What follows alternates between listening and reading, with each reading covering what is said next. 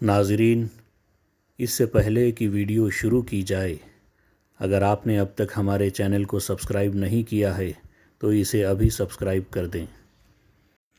Learn English through story, کہانی کے ذریعے انگریزی تعلیم وتھ کمپلیٹ ٹرانسلیشن، مکمل ترجمے کے ساتھ۔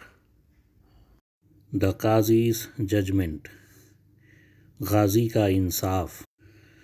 سلطان غیاث الدین was a famous king who ruled over eastern India. One day, while he was hunting, one of his arrows killed a little boy. The boy was the only son of a poor widow. The woman reported the matter to the magistrate, who was known as the Qazi. سلطان غیاث الدین ایک مشہور بادشاہ تھا جس کی حکومت مشرقی ہندوستان پر تھی۔ ایک دن جب وہ شکار پر تھا، اس کے سارے تیروں میں سے ایک تیر ایک چھوٹے بچے کو جا لگا، جس کی وجہ سے اس بچے کی موت ہو گئی۔ وہ بچہ ایک غریب بیوہ کا اکلوتا لڑکا تھا۔ اس غریب بیوہ نے یہ سارا واقعہ میجسٹریٹ یعنی غازی کو سنایا۔ The Qazi did not know what he should do. If he accepted the case, he would have to punish the Sultan. If he did not accept the case, he would be committing a sin before God. After thinking deeply about the matter, the Qazi decided to accept the complaint, and he asked the widow to be present in the court the next day. He told her that he would summon the Sultan to his court. غازی کو کچھ سمجھ نہیں آ رہا تھا کہ اسے کیا کرنا چاہیے۔ اگر وہ اس معاملے میں عدالت کی کارروائی کرے گا تو اسے سلطان کو سزا دینی ہوگی، اور اگر وہ اس معاملے میں عدالت کی کارروائی کرنے سے انکار کرے گا تو وہ خدا کی نظر میں مجرم کہلائے گا۔ اس معاملے میں کافی دیر تک گہری اور لمبی سوچ بچار کرنے کے بعد غازی نے یہ فیصلہ لیا کہ اس عورت کی شکایت کو درج کر لینی چاہیے، اور اس عورت سے کہا کہ وہ اگلے دن عدالت میں حاضری دیں، اور ساتھ ہی اس نے یہ بھی کہا کہ وہ سلطان کو عدالت میں حاضر ہونے کے لیے بلاوا بھی بھیجے گا۔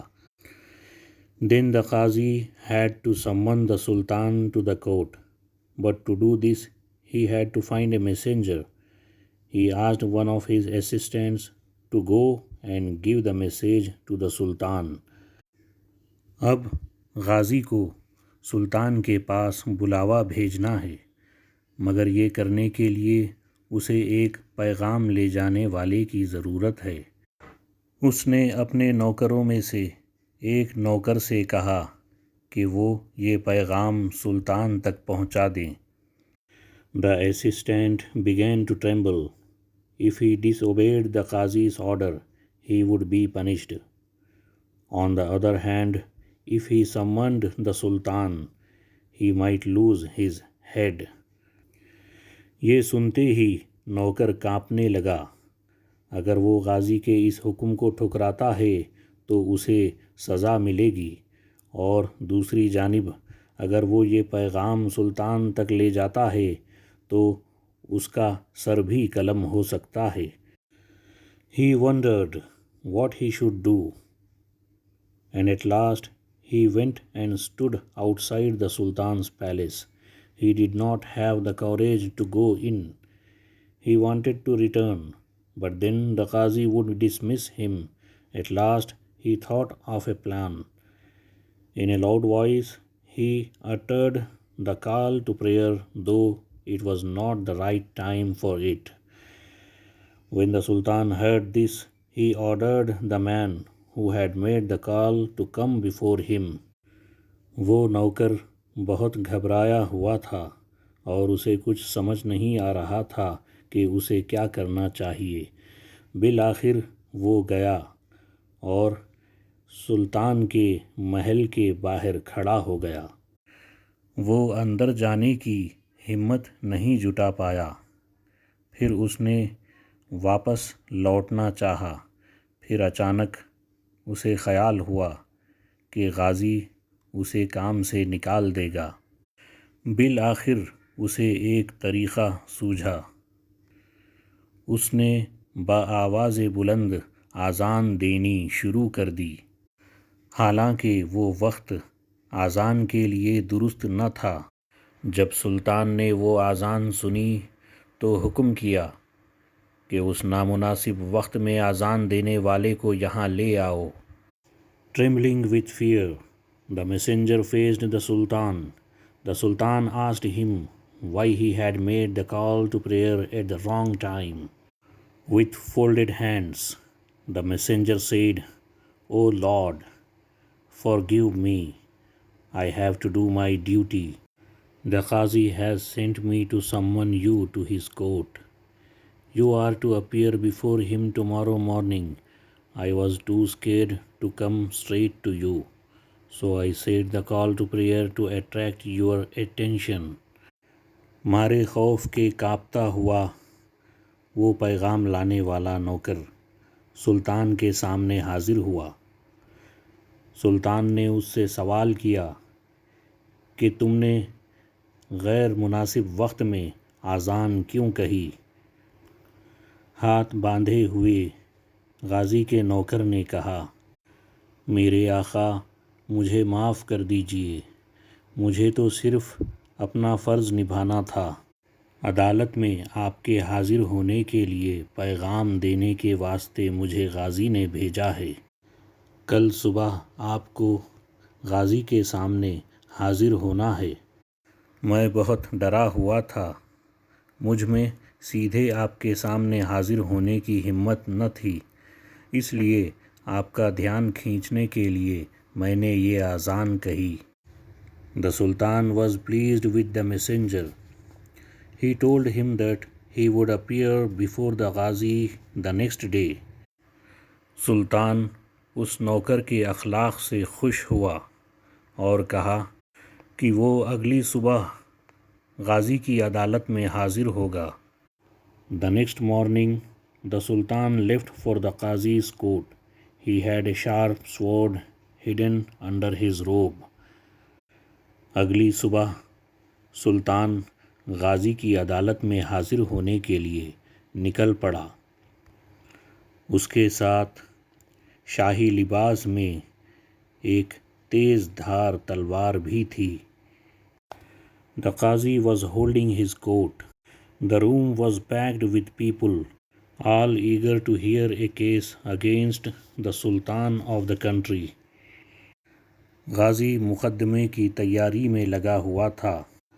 عدالت کا کمرہ بہت سارے لوگوں سے بھرا ہوا تھا جو کہ سلطان کے خلاف اس مقدمے کو سننے کے لیے بے چین تھے۔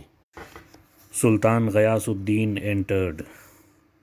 Everybody stood up, but the Ghazi remained sitting. He called the widow and asked her to explain her case. She described what had happened.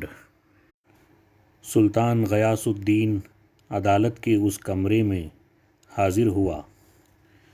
سارے لوگ، ساری عوام اٹھ کر کھڑی ہو گئی، مگر غازی بیٹھا رہا اور اس بیوہ کو بلا کر کہا کہ سارا معاملہ بیان کریں۔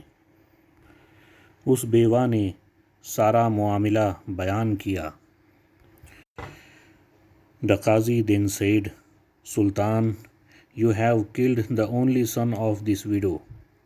You are accused of killing a poor woman's child. It's a great loss for her, and I order you to make good her loss." پھر غازی نے کہا، سلطان، تم نے اس بیوہ کے ایک لوتے بچے کو مار ڈالا، تم اس کے بچے کی موت کے ذمہ دار ہو۔ یہ نقصان اس بیوہ کے لیے بہت بڑا نقصان ہے، اور میں تمہیں حکم کرتا ہوں کہ اس عورت کے نقصان کی تلافی کر دو۔ The Sultan at once apologized to the widow. He told the Qazi that he would give her gold and gems so that she could live in comfort.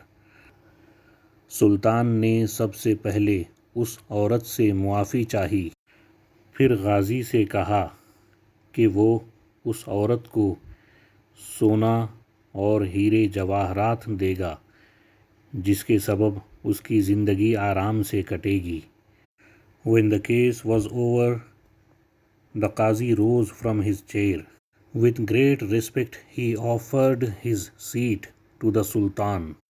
جب عدالت کی کارروائی ختم ہوئی تو غازی اپنی کرسی سے اٹھا اور بڑے ہی ادب کے ساتھ سلطان کو اپنی کرسی پر بٹھانے لگا۔ The Sultan said, Qazi, if you hesitate to make your judgment because I was the accused, I would have cut off your head with this sword. And Ghayasuddin took out the sword from under his robe. سلطان نے کہا، غازی، یہ دیکھ کر کہ مجرم میں ہوں، اگر فیصلے کی سنوائی کرتے وقت تم ذرا بھی ہچکچاتے تو میں اس تلوار سے تمہاری گردن کاٹ دیتا۔ یہ کہہ کر سلطان اپنے شاہی لباس میں سے اپنی تیز دھار تلوار باہر نکال لیا۔ Bowing his head, the Qazi said, Sir, if you had disobeyed my order, I would have taken the skin off your back with this whip. And he took out a leather whip from under his robe. Thanks be to God, we both fulfilled our duty, he said. سر جھکائے ہوئے غازی نے کہا، جناب، اگر آپ میرے حکم کی تعمیل نہ کرتے تو میں اس کوڑے سے آپ کے پیٹھ کی کھال اتھیڑ دیتا۔ یہ کہتے ہوئے غازی نے اپنے لباس میں سے چمڑے کا کوڑا نکال لیا۔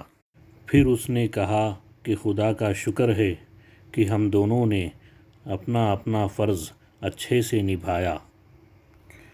The Sultan was very pleased and he hugged his fearless Qazi.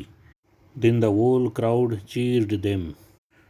سلطان بہت خوش ہوا اور اپنے بہادر اور نڈر غازی کو گلے سے لگا لیا۔ پھر عدالت میں جمع ہوئے ان تمام لوگوں نے سلطان اور غازی کی تعریف کی۔